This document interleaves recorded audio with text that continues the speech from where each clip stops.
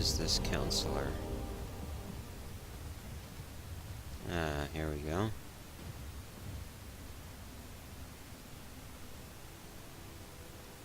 Thank you for coming. After everything you've already done for Ravenrock, I hate to ask for more, but I can't risk Councilor Morvayn being killed. He's in danger of being killed? How? The Ulan family of House Lalu, a rival great house, has placed a death mark on the Councilor's head. And why would the Ulans want him dead? It's a private matter. Let's just say they seek revenge for the execution of one of their own, ordered by Councilor Morvayn himself. The problem is I don't have any solid proof that anyone from House Lalu is hidden among us. Only my suspicions.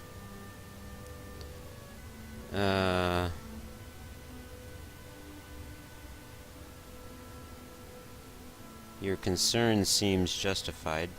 It may be justified, but it certainly isn't appreciated.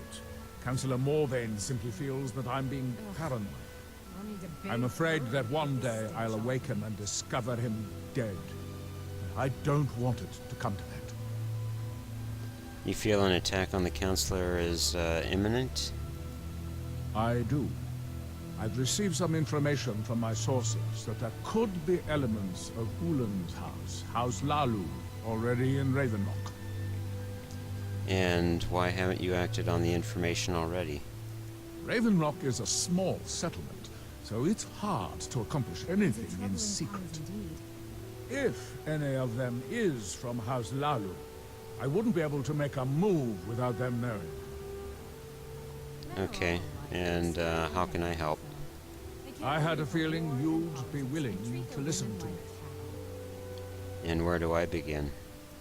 I need you to start out by being my eyes and ears. Search Ravenrock and see if you can root out these traitors. The best place to start would be Geldis Sadri, over at the Retching Netch Corner Club. If he provides you any leads, check them out before bringing them to my attention. Can't afford to make any mistakes.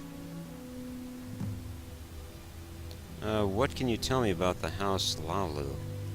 Traitors. The lot of them. Their collaboration with the Empire may have given them unrivaled political and economic strength, but their hearts weren't with the Dunmer people. I presume that was their downfall? Lalu deserved every bit of hatred they received once the Empire released its grasp on Morrowind. Having past ties to the Empire immediately turned them into the scapegoat for the Dunmer people's suffering. What happened to the House Lalu as a result?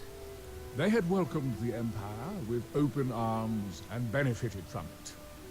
When everything was said and done, they were no longer recognized as a great house and were dismissed from the council.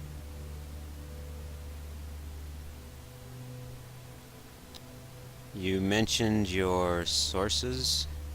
I maintain a few contacts in other Dunmer settlements across Tamriel. Most hail from House Redoran, but there are a few from other houses. Why don't you ask them to investigate? Most of my contacts live leagues away from Solstein. Sending the occasional message back and forth is all we can manage, and sometimes takes months or more to arrive. However, any information we can glean in times like this, I consider vital to House Redoran's survival. And why is it the Dunmer hate the Empire? During the Oblivion Crisis, gates to the Plane of Oblivion opened all over Morrowind. The Empire pulled most of its forces out of Morrowind to deal with the gates in their own homeland, leaving us virtually defenseless. We had no standing army at the time, just uncoordinated pockets of resistance. And how did the Dunmer survive any of this at all? House Redoran took charge and was slowly able to build an army. It took years, but it became a force to be reckoned with. When the Argonians invaded years later, House Redoran's army was able to prevent them from sweeping across all of Morrowind. It would be fair to say that House Redoran literally saved the Dunmer people from destruction. And how are things now that the mines are open again? You might think it's all perfume and roses now that the mine's open. But all I see is a new security problem on our hands. Making sure those shipments of ebony make it safely from the mine to the shipping docks is my new order of the day. And with Solstheim crawling with reavers and Azora knows what else, I can't risk any attacks on Raven Rock. Fair enough.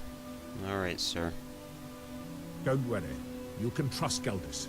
He's been with us for a long time.